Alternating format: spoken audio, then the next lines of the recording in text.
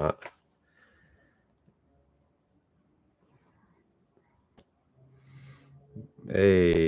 we're live.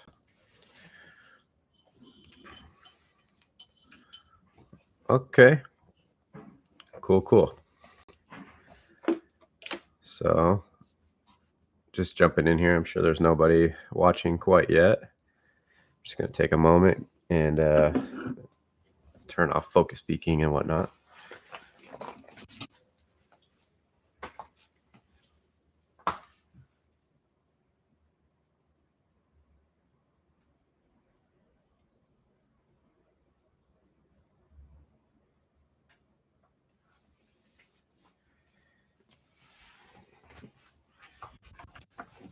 All right. Cool.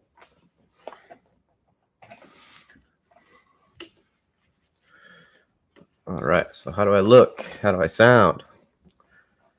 Got my mic right up here. All right. So today I wanted to kind of talk about, I wrote Black Friday gas. If you don't know what gas is, that's gear acquisition syndrome, which a lot of filmmakers kind of get. I think even just normal consumers get that, where you want to just keep buying and buying and buying and buying more and more stuff, and you never feel like you have kind of enough, you know?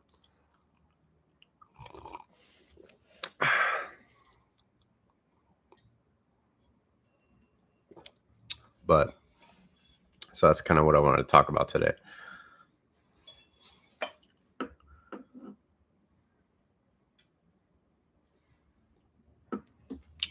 I'm trying out my Tilta Nucleus Nano 2. It's the second generation of the Tilta Nucleus Nano. There was one DP that I used to work with, and he would always run it on his rig, and then he'd pop it off and hand it off to me, and if I was like ACing for him. And it was really cool. The battery life was not great. There was a couple things that were kind of quirky about it. But if you ever use like the regular Nucleus Nano, then you kind of understand, you know, what, or not the regular Nucleus Nano, the Nucleus M. A lot of people still use Nucleus M on big commercials, and you know, they pull focus with that unit. You know, it's kind of a budget unit. It's not like a Preston or like a WCU or anything like that, you know. But it's a solid unit. You know, Tilta makes some decent stuff. So this went on sale, Black Friday sale. It was like $250 down from like $300. So I was like, oh, okay, let me pick it up. Let me check it out. Runs on USB-C. I got it just plugged in here, charging. And yeah, it's pretty cool. It has like a really nice like touch screen sort of an interface, and really like tactile. Yeah, it works really well. I haven't brought it out on a shoot yet. I've just been kind of testing it this last week or so. Just kind of seeing if I really like this unit, or if it's, you know, going to serve me in a professional setting. But for YouTube, it's fantastic. Before, what I was doing is I was using, because I shoot on Blackmagic cameras, I was using the Blackmagic Bluetooth control app. Let me pull that up. So this one right here is the Bluetooth control app, and that one is really awesome. What that allows you to do is you can select your camera, and then you can connect wirelessly to the camera, which I'm able to do right now. Waiting for the camera to respond. Okay, boom. So now I have all my settings on the camera. And what that allows me to do is I'm able to do things like change white balance on the fly. I'm able to, what else? You're also able to focus, which is kind of a cool thing if you're in autofocus mode, but I have the motor set onto the lens right now, so that's going to be doing all my focusing. But you're able to do stuff, you know, you can even format the media from here. You can change what you know, resolution and what codec you're shooting in, different qualities. You can change go in here, change your ISO. You can even like stop down on the lens a little bit, and has some pretty cool functionality in this app. If you're shooting on Blackmagic, Ursa 6K, 4K, whatever, I think it supports quite a few different types of cameras. Even the studio cameras. I shoot a lot like podcast stuff on the Blackmagic studio cameras, and those are fantastic. And you can control multiple cameras at once with this. You can also do it through the ATEM software, and you can go in and trigger recording and do all that kind of stuff with the ATEM. But just, controlling through the phone, like a little remote, is kind of cool. And then right now I'm live streaming, so I'm just going into my computer system and going right out to YouTube. But if I wanted to, I could trigger recording just from right here. And I can even put it on my ND and dial that in, which is really, really pretty handy. So also there's another version of this. It's I use on the iPad. It's a little bit better layout. There's one that Blackmagic makes, and then there's this one, which is a paid app. But I think it's only like $15 or something. Definitely worth getting to have full control over your Blackmagic cameras. But one thing that I thought was cool about this Tilta focus unit is not only can you control iris, focus, and zoom, focus, iris, zoom, that's why they call it a fizz unit, but you can also swipe over and you can save different types of lenses, and you can have all the different lens data for whatever lenses that you're working with. I only have one in here saved, but you can, say you have a whole set of lenses. You got your 24, your 35, your 50, 85, whatever. You can put them all in here, or even different manufacturers. You can have your Canon, your Arri, your whatever, your Master Primes, your Tokinas, and have them all saved in here and flip through them. And when you swap lenses, your AC can just pull up that data again. You don't need to calibrate the lens or anything like that if they're all saved internally in the hand unit. So that's pretty cool. And then one thing that's really great is you can go over to this last menu, and then you can connect Blackmagic cameras, Sony cameras, Panasonic cameras, quite a few different cameras through Bluetooth. And then I'm able, your AC, you can hand this off to your AC, and they can, with the button on the side here, you can start, stop, trigger recording. You can change all your stuff like white balance. You can change your ISO, your frame rate, your resolution, codecs, stop down on the lens, all different types of things. So your DP can hand over a lot of that control over to the AC, and they can kind of do that if he's operating or worrying about other technical things. So that's kind of cool. It takes a little bit. You have to put in a code into the camera to be able to give it the Bluetooth control, but that few minutes of like doing that each time, it's not really a big deal. It kind of saves you time being able to trigger recording and doing all that kind of stuff. So I feel like it's worth it. The majority of what you're going to be doing with this unit is pulling the focus between shots. But being able to have your AC have control over the things like that, like the zoom, you have this zoom rocker on the side. You could actually control up to 4 motors with this unit, which is pretty cool. And even the older like Nucleus M motors are compatible with this. So that's one of the reasons I kind of got into it. One thing I ran into was I was trying to figure out the best way to mount this. So what I did is I took a small rig rail, because this only has like a NATO rail on the back. And what I did is put a NATO rail on it, and then I put a Condor Blue quick release, and then I have a Condor quick release on my side of my rig. Just snaps in there really nice. And then that gives me that functionality to be able to pull focus on the side of the rig. So yeah, that's one of my Black Friday purchases. And speaking of Condor Blue, I also got one of their really cool multi-tools. They have like an EDC multi-tool. I'm live right now. Otherwise, I would cut to a picture of it and show you. But it's essentially, already like EDC. I kind of carry around like a flashlight all the time on me. It has like a magnet that's really, really kind of handy for the things that I'm doing.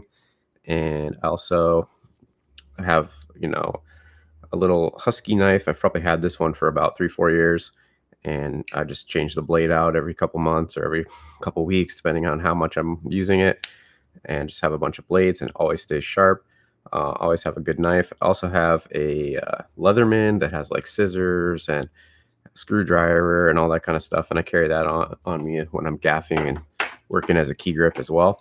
But what's really great about this EDC tool that I got from Condor Blue is it has different bits that you can slide into it. It has a magnets, it has a level, and pretty much every tool that you would need for like rigging up a camera. Check it out, they're cool. They have a Black Friday sale on them. I got one of the black ones, which are pretty dope. So I'm pretty stoked on those. And it was hard to kind of like not go after all the crazy deals that were going out there on the internet during that Black Friday or throughout that weekend after Thanksgiving. It was kind of like, I don't know, just tricky. I'm sure everybody was pushing their stuff, and there's tons of sales. Another thing that kind of like caught my eye is Jacob Owens, like the Buff Nerds. Those guys, they have Prism Lens Effects, and they have they have a bunch of companies, Tropic Color and all that kind of stuff. They have great stuff, and they were doing like some sales on their lenses and their filters and filtration, things like that. I need some more NDs. One of the things with the 6K Pro is it has great ND, but it only goes in 2 stops. So it's like 0.6, 0.9, or 0.6, and then it goes to like a 1.2, and it goes up in increments of 2, right? So if I wanted like a 0.9, I'd have to put the 0.3 in there. Or if I only wanted a 0.3, you know what I mean? There's no like incremental stops. So if you're too much or too little, it's not quite enough. So that can be an issue sometimes. So, and then also creative filters. It's nice to have like a Pro Mist or like a, some kind of like a satin or some sort of like, BPM, that kind of thing. Yeah, just like creative things. Take the softening off of like the digital footage. So I have one of their mist filters, but it's like a half or something. So it's like pretty extreme. It's really cool for like music videos, but it's not something I'd use for like an interview or I don't know, it's like talking head sort of thing. It's just, it blooms the highlights way too much. And just kind of like, actually, I'll show you what it does. It's kind of a, we're here, we're hanging out.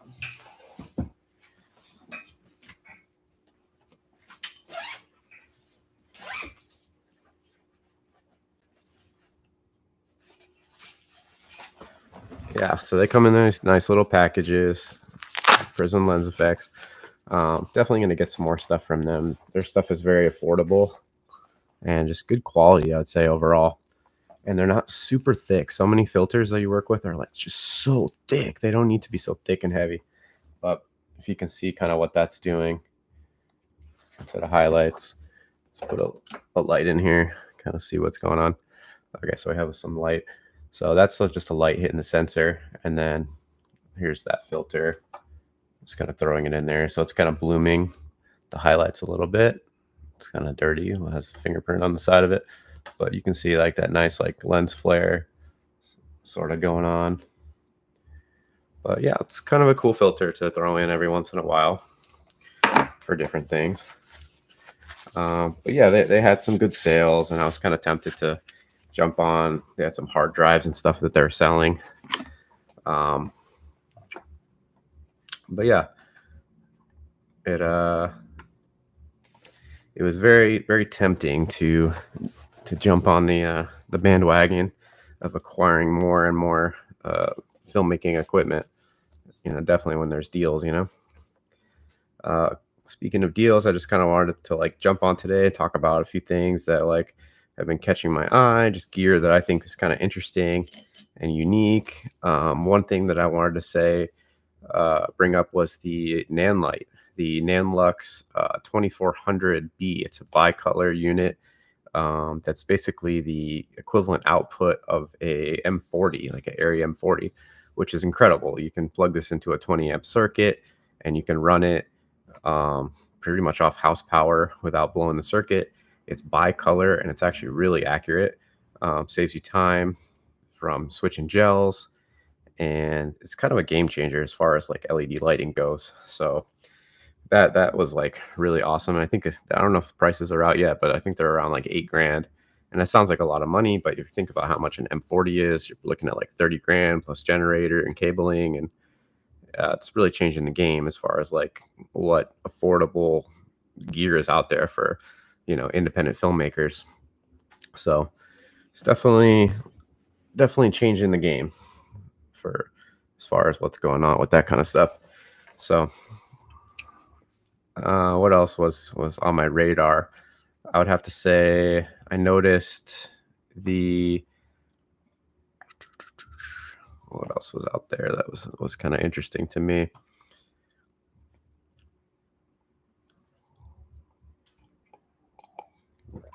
Oh yeah, Portkeys came out with a monitor. Portkeys has a 7-inch monitor, BM7. None of these products are like sponsored or anything. I'm just a filmmaker. I see what's going on in the community, and I just see what's going on in the community, and I just kind of gravitate toward these products. I see like the competitors and what's going on, and most of the time, if you're looking for like a bright 7-inch monitor, professional, you're gonna go towards the small HD kind of a world. That's usually what most people are working with. But small HD, even the brightest ones are only like, I don't know, 1800 nits or so. And I've used the Cine 7 quite a few times, and I really love it. It's great, and it's bright, and it's good for most situations. But I think that this new Portkeys monitor is going to give it a run for its money. I think that it's a lot brighter, 2200 nits. It's got some really good I/O on the back of it. It's got two SDIs in. It's got HDMI out. It's got pass through. It converts the signal. So if you're going SDI in, you can come HDMI out to a transmitter. Or if you're doing like what I'm doing right now, live streaming through HDMI, and your camera only has SDI, you can convert right there. Or if you want to go HDMI out of your camera and then SDI into your Teradek, or what, you just have a lot of options with that thing. And then, just bright. And it also has a locking connection, which is really important in our industry to have locking connections. That's one thing I would say about this follow focus I was talking about earlier is it's all USB-C, which is great. Everybody's moving to USB-C. Apple's moving to USB-C, but it's not a locking connection. But it's cool because it can charge and send data. So on my camera system right now with the motor, there is this motor, and it's just powered through a D-tap to USB-C cable. But it is possible that that USB-C cable could come out and just kind of like get knocked out of there because it's not locking like this LEMO connection that would go into the monitor. So like ideally you'd want to like a locking LEMO connection on most of your stuff. Like the Nucleus M has like a locking sort of connection that doesn't just get pulled out. But in most scenarios, unless you're like really going crazy, I don't think that the USB is going to like come flying out of there. And a lot of times, most people, with Blackmagic cameras, a lot of people will record onto like a external hard drive or like one of these like Samsung kind of drives, and they'll have like the USB-C sitting up on top of the camera, and it'll kind of like, I've never been in a situation where I felt it was really going to like fly out of there. Maybe if I'm doing like fast-paced sports and stuff like that, or a lot of handheld, I'll usually go with like a CF card, and I'll put that inside of the device, inside of the camera. But like talking head interviews or things like that, I'm never really worried about the USB connection coming undone, or if it's like sitting on the desk. I don't feel like it needs to be like a locking pin. Even like this Angel Bird card reader has a USB-C. It kind of like slots in there like pretty nice and tight, but it's like that's your media that's dumping, and it's like it's not a locking connection. So I feel like I trust it for the most part, but something to think about. But anyway, I think that this Portkeys monitor, it's like around $800. I was watching it all through the weekend, see if there's any deals on Amazon or the website, and just it's too new. It's like brand new. I don't think they're gonna do a deal on something that's like just came out. So I didn't see it drop below 700 or anything like that. And I was waiting to see if there was any deals on it, but it just didn't seem like there was anything worthwhile. Maybe as it's I'm not the kind of guy to get stuff that's like really new. That's why when I bought this Focus unit, I was kind of like, I don't know, it's kind of new. It's still in beta software, and I don't know the firmware. Is kind of still probably people are saying it's buggy, but I'm like, hey, just for to be like a focus motor, it's fine. I usually wait, a year or so. Even with when I bought my camera, I didn't when it first came out. I watched tutorials and videos and stuff here on YouTube for a long time to really kind of like figure out if this camera was like something that I was going to buy or invest in. Saw like what other people are talking about and what they thought of it before I like pulled the trigger on it. And then I think I waited till it was like 10 months old, and then I finally got one, and the price came down quite a bit. Don't usually buy things when they're brand new. I just kind of wait to see if it's a good thing. I'm probably going to do the same thing with the iPhone 15. Right now I have an older iPhone. I have the 13 Pro Max, and it's a solid phone, has great camera system on it. um, I got my eye on the iPhone 15 for filmmaking and vlogging and shooting some more content on this channel. I know I did a couple tests with iPhone, and I shot like some behind the scenes stuff, and everybody on the channel here seemed to enjoy that. And I probably will try to do more of that. It's hard, and I watch a lot of content creators that do like sort of behind the scenes kind of content like that. But it's hard for me, man. It's hard because a lot of music videos I work on, there's like an NDA, and they just like they don't want you to show everything that happened on the shoot behind the scenes before the thing comes out. And sometimes even after the thing comes out, they don't want you to show it and talk about it, show the lighting, show the tools that you're using. So it's a little tricky to sometimes show that you're working and show your process and that kind of thing.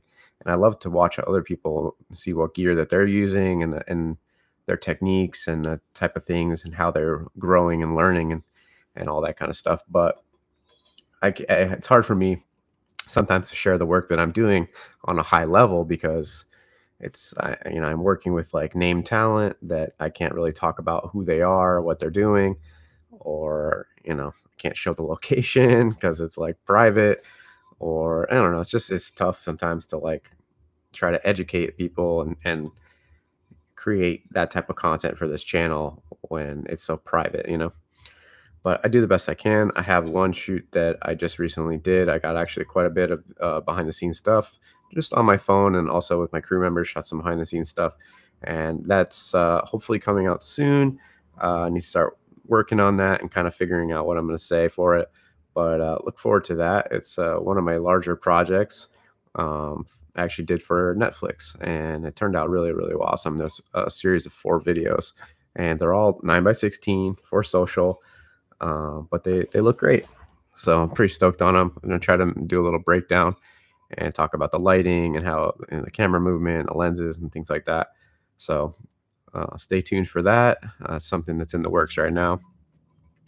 I don't see anybody in the chat. I imagine that people are probably, it's pretty early here, 11 o'clock or so. Yeah, I didn't really advertise that I was going to jump on this stream. I just kind of wanted to see how things go, do a test of the video, do a test of the audio.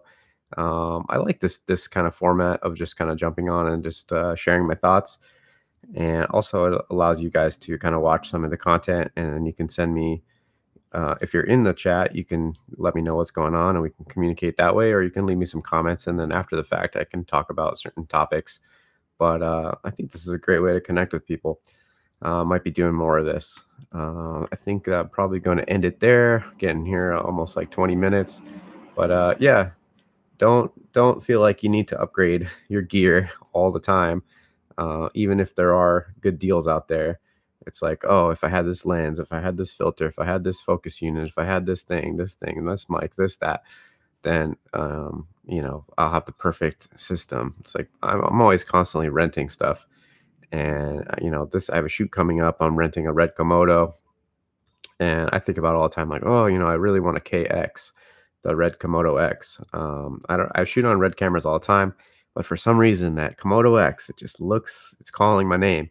I love that camera. I don't know, it's like just the way it is. Just they kind of fixed a lot of the problems that the original Komodo had, and it really just, I don't know, I'm kind of gravitating toward that camera. It looks great.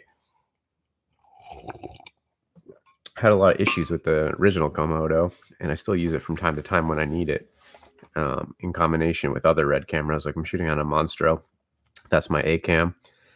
And I'm also shooting every once in a while with a Raptor. Um, Usually it's like Raptor or Monstro as the A cam, and then the Komodo will kind of come in as the B cam. But I feel like the KX could be either an A cam or a B cam. In a lot of circumstances, it could hero as the A cam, and then if I am shooting on Raptor or Monstro or something like that, it could come in as a B cam and be very, very capable. So pretty stoked on that one. And you know, maybe I'll rent it out for a different project and kind of see if it's a good option to start bringing onto projects. In the audio world, I've been on this journey of like trying to figure out what the best audio solution is for video production.